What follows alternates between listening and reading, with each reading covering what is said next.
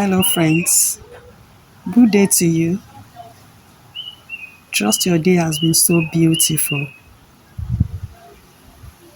This is your friend once again, Bosede Mudupe Otusanya, on relationship and family matters with B.M.O. And if I need to remind us again that on this platform we talk about issues that has to do with relationships, marriage, and family matters. And as we want to go into this topic at this point in time, today is not going to be an exception. I want to appreciate you once again for taking time out of your very tight schedule to listen to what we have to say on this platform. I may not know it all. Actually, I don't know it all. I just know a little. But with the little that I know and have been able to share with us on one topic or the other in the previous editions, I believe you have gained one thing or the other. And I appreciate you for that. I'm not taking it for granted. I want to say a big thank you. Thank you for your comments. Thank you for your time. And briefly, we want to look at something very important again in our relationships. And the topic today is titled Similarities and Managing Differences in Marriage. Similarities and Managing Differences in Marriage. Oh, similarities, fine. It's fun having a partner who shares the same personality with you, the same vision, the same goal, worldviews, sometimes cultural and religious beliefs. Sometimes they call themselves soulmates because they just seem to have almost everything in common. But as common as they may have so many things, they still have areas of differences. Two people cannot come together with all similarities, with no differences, not even siblings from the same parents, not even identical twins.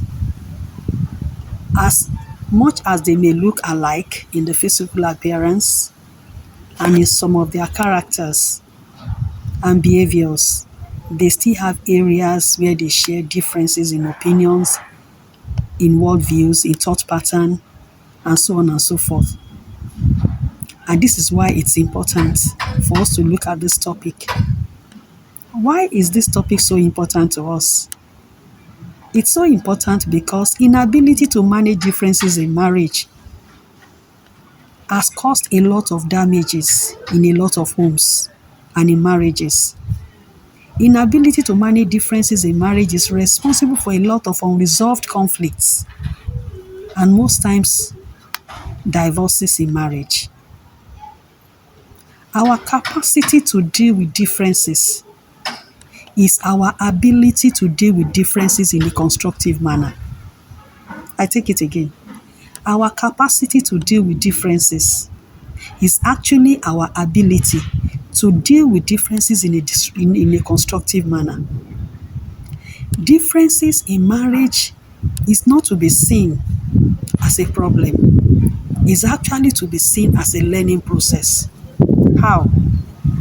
It becomes a learning process when we develop interest and curiosity regarding the area of differences rather than tolerating differences in marriage. I will explain.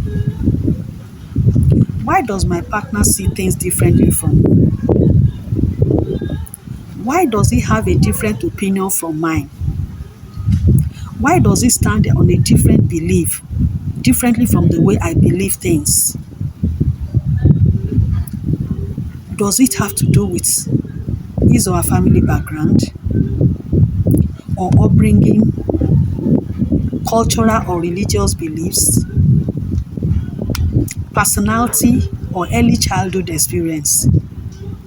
This and more could be responsible for the reason why a partner is believing or standing differently from the other partner's opinion and beliefs. For example, I may come from a culture where it is expected of me to prostrate or to kneel when I want to greet my elders or my parents, and now get married to someone who is from the background or a cultural belief or a traditional practice of there is no need to bend or to kneel or to prostrate when you are greeting an elder. It doesn't look as a disrespect, as a sign of disrespect. It doesn't make any difference to them. This is the way the tradition is in that place. That is the cultural belief. That was the way we were raised. Now these are two people coming together. Now if I get married to someone in whose culture and traditions you have to kneel before you greet an elder, or you have to kneel or prostrate before you greet your parents, it becomes an issue. It becomes an issue. And so there is need to have a deep interest and curiosity as regarding the area of differences. Why does my partner behave this way? Why does he see things differently from me?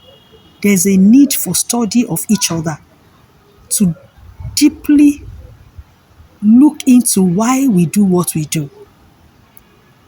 Now, another reason why we have to do it this way is because managing differences is the central power of a relationship. And the best way to manage differences is to look at it positively and not necessarily see it as a problem. When you develop the eagerness, when there is curiosity, when there is interest, then it does not look again as a problem. You are looking at it as looking at it positively and not necessarily seeing it as a problem. Why do we have to look at it this way? Go through this approach. Number one reason, human beings are not the same in all things. This topic is very important to us because this is causing a lot of issues in marriages. We must have this understanding that human beings are not the same in all things. We have differences in culture, we have differences in beliefs, even our gender. The fact that you are a male and I'm a female is a lot of different, there's a lot of differences between us. The way we view things, the way we look at things, the way we want to do things. Differences in reasoning and thought pattern, even behaviors. Differences in worldviews. Pleasure-seeking mode. For example, like those who are extroverts married to an introvert. There's a big wall, a big difference between the two. Their personality differs. Their lifestyle differs. Their area of interest differs. An extrovert wants to hang out. An extrovert wants to go to social. He or she is the social person. Wants to hang out with friends. Very friendly, outgoing, just want to explore. But an introvert wants to be by himself. He wants to be left alone. He needs some time to be left alone. They are two different people. Their area of interest. These differences is not to be seen as a problem. However, it's supposed to be seen as a learning process. How then can I manage the differences in my marriage? I've said the number one thing. The first step is to create or develop interest and curiosity as per the area of differences. Then the second point is maximize all areas of similarities. We all have some things in common. Let the similarities cover the differences. I remember the story of a woman of God that I read. She had always thought her husband is the problem in their marriage. The husband loved a particular sport. That actually is his hobby. And any free time at home, he wants to go out to play his sports. And the wife always feels so bad. He's always leaving me at home. He's too passionate about this hobby. He just wants to go and do, not even minding how I feel, not even minding I will be the one to stay with the children, I'll be the one to do this, to do that. But the man just loves playing that sport, and that's golf. And so on this particular day, this woman, she's actually a woman of God.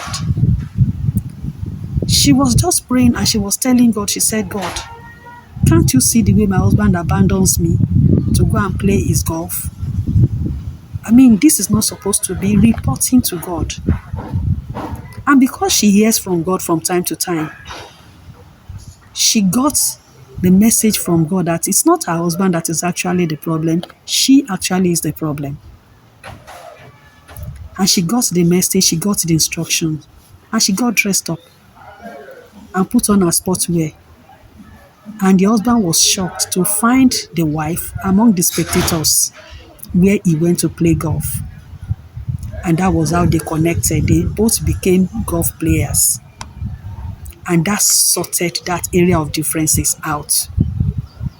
And that was why I said the first step is to develop interest and a curiosity concerning the area of differences.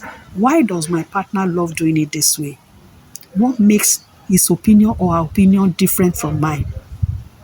How do we work this out? For a couple who is in a healthy relationship with love as the foundation, this will never be an issue. The number 3 point, I've mentioned the area of developing interest, maximizing all area of similarities. That was what brought about the story of that woman of God. Effective communication. Because for you to actually address area of differences, you need to talk about it.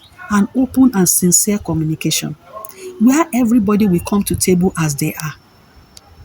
And then the matters will be discussed. And number 4 point is you must see the process as a learning process and not a problem. This must not be seen. That's why I said managing differences in a constructive manner. It actually helps marriages.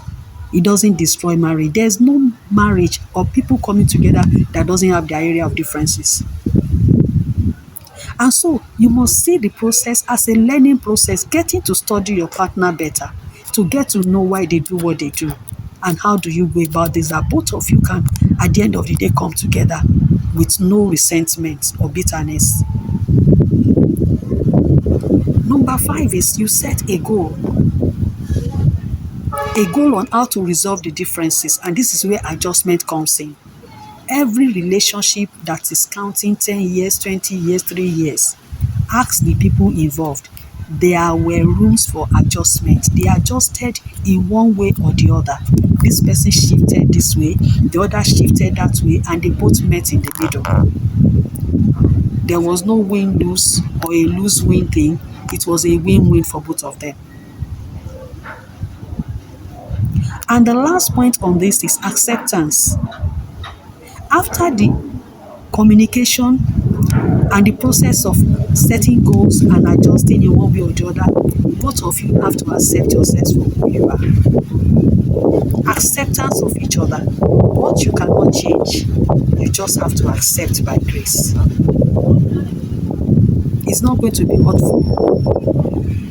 In conclusion, Proverbs chapter 4 verse 7 says, wisdom is the principal thing. Therefore, get wisdom. In your getting, get understanding. We have to be wise. That man, that woman that you feel is difficult for you to live with because of your areas of differences is the favorite of another man and another woman. And so you have to work it out. Marriage is like salvation. You need to work it out. Differences must be seen in a constructive way and must be seen as a learning process, not as a problem. Differences must be seen as an opportunity for you to meet with your partner's needs. Oh, this is why he feels the way he feels. Oh, this is why she's always behaving this way if I do this one. I now get it. It's going to be different next time. You already got it. In conclusion, differences in marriage in an atmosphere of love should build marriage and not crash it. I repeat, differences in marriage in an atmosphere of love should build marriage and not crash it. Thank you very much for listening. God bless you. Bye.